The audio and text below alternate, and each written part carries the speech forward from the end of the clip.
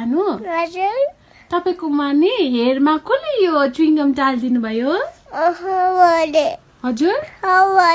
हावाले आफै उड्यो ल्या खै हेरौँ त निक्लिन्छ अब यो अब के गर्नु अन्त खै तर त म तेल लगाएर निकालिदिन्छु दुख्यो कसरी त्यस्तो भयो बाबु आफै उडेर टालियो खै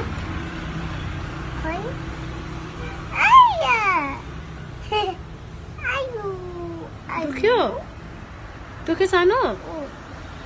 अमोरी त अब आजदेखिको त खानु हुँदैन है हामी च्युइङगम ल सानो लु हेर ल्या कपालसँगै निक्ल्यो हो अब छ नि अलिकति छ सानो भएर के सकिहाल्यो ल सानो आजदेखिको चाहिँ च्युइङगम खानु हुँदैन है ओके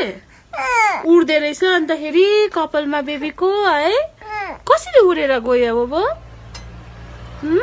भन्नुहोस् त कसरी हो त्यसरी ल्या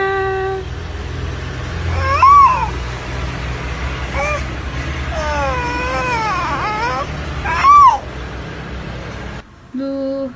सबै निक्लियो त यता हेर्नुहोस् त बाबु भयो ढुक्कै भयो अब